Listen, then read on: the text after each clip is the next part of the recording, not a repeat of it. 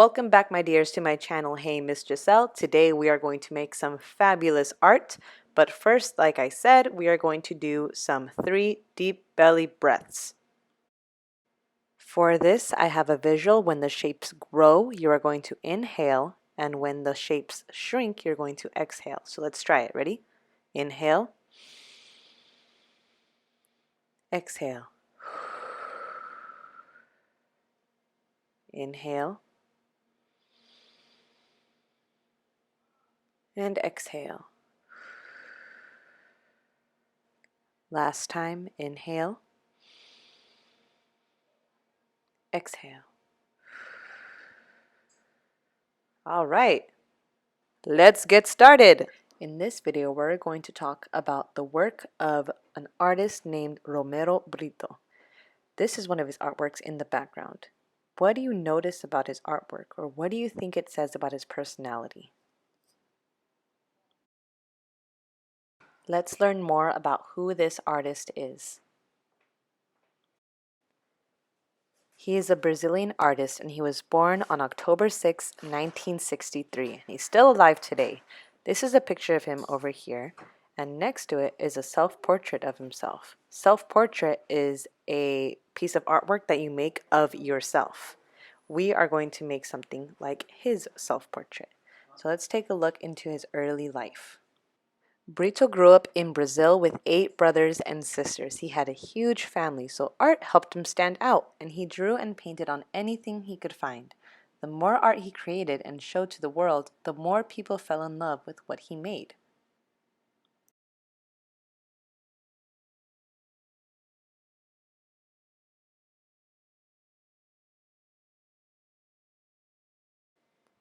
Let's look at the different elements of art he included in his artwork. He combined cubism, pop art, and graffiti in his artwork. Cubism is a lot like this portrait of Frida Kahlo, if you recognize it. It means a lot of the artwork is super square and angled, super geometric. Pop art is basically popular art. So it's a lot of colors, bright colors. He also used super bright and vibrant colors in all of his work. And graffiti, a lot of you know already from another art project that you guys did, is another form of art.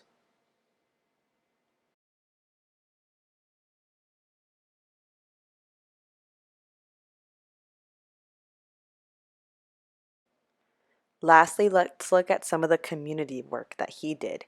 He uses his art to not only express himself, but he donates to organizations that help people like the American Red Cross or helping preserve the Brazilian rainforests. So he is a great example of doing what you love while helping others. This is something that we will always, always need: compassion. So like I said, our goal in this video is to create a self-portrait just as patterned and colorful as Romero Brito's. I'm super excited to see how yours comes out.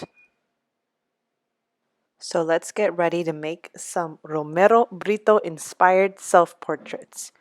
Now, right here, you can pause the video and go get what you need. You're going to need a blank paper, a pencil, eraser, black marker, and any color supplies. But right now, all you need is the pencil, eraser, and maybe a black marker and a paper.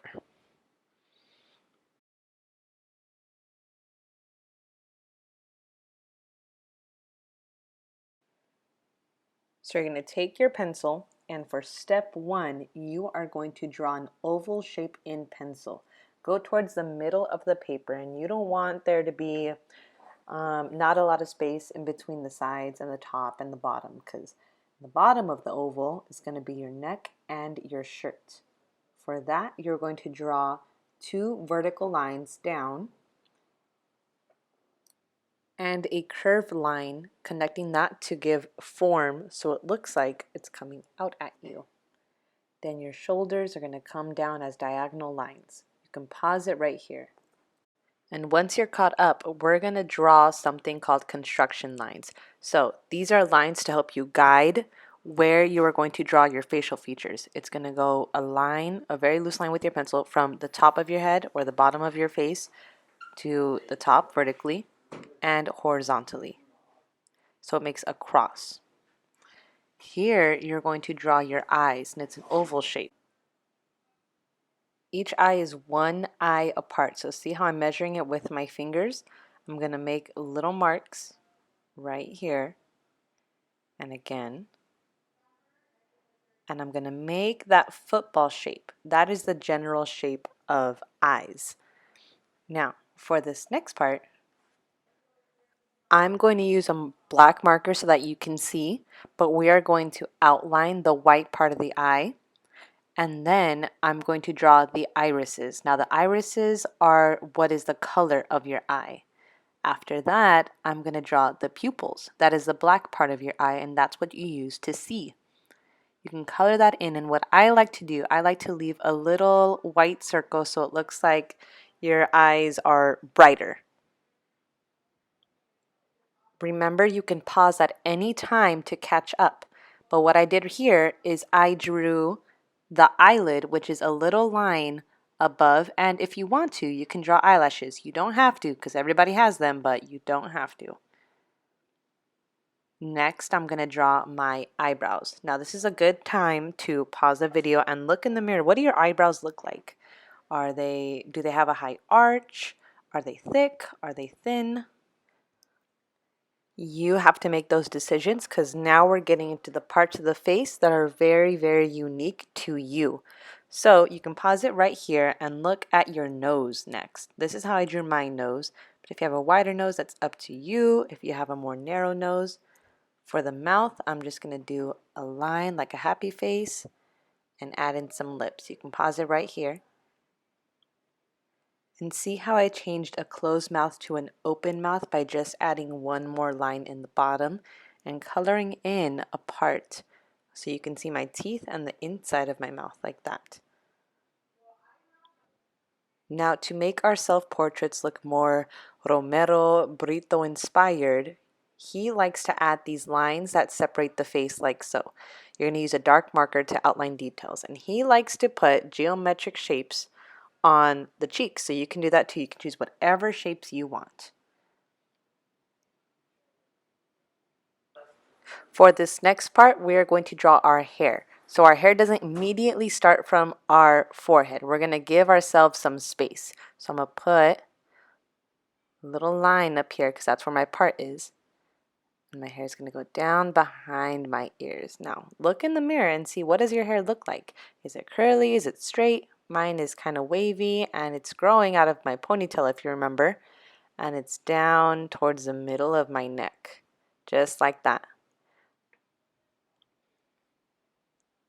I'm going to add in some lines here, thick enough so that I can fit some patterns in between these lines. So if you want to wait for this part to see what I mean, you can fast forward in the video to see. But something else that Romero Britto does is he puts this line in the corner towards the top corner of the head. That way you have all this space to draw two different patterns. So it's not just one pattern in the background, it's two. This is a good place to pause before we get into patterns. So let's talk about patterns. I'm going to put an idea sheet for a bunch of different pattern ideas that you can use. You can pause it right here, but I'm also going to include it after this little clip. And you can use all these different patterns in different chunks of your artwork. So you can use it in the hair, in the background, on your shirt, wherever you see is best. I'm going to speed the video up so that you can see all the different patterns that I use in different parts of my artwork.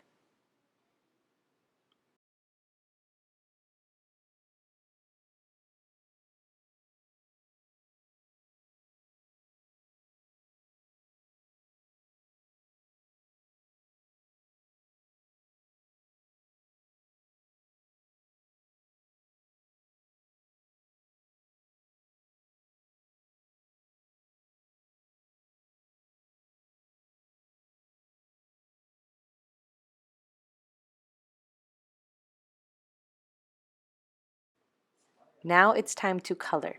So there are two things here that say color scheme and not a color scheme. You want to keep a color scheme in one section of a pattern that you're doing. So that means if you look at my example, I have yellow, blue, and orange, and it goes in that pattern kind of thing. So it's yellow, blue, orange, and then I have blue again, and then yellow again, and then orange. It's kind of out of order, but it maintains those three colors. You want to stay in the same color scheme. The other one that's not a color scheme is a bunch of different colors that don't keep a pattern. So you see how I included yellow and orange on the stars part of my pattern, and I kept it to those two colors. I wanted to add earrings here, if you remember my red earrings. And look in the mirror to see like what colors are your eyes, are your eyebrows. Maybe you want to do some funky colors, different colors for your cheeks. Now let's talk about the hair really quick. For your hair, you want to keep some of the same colors in there because you don't want to use all these different colors and then have your hair blend into the patterns in the background. In the background, I want you to use really bright colors. For your hair, if you have black hair, try to keep, maybe use some black and brown in there and switch between those two. If you have brown hair, maybe you want to switch between orange and brown. If you have blonde hair, maybe you want to switch between yellow and another really light color. It is up to you, but try to keep a few colors for your hair because the background is going to have a lot of different other colors.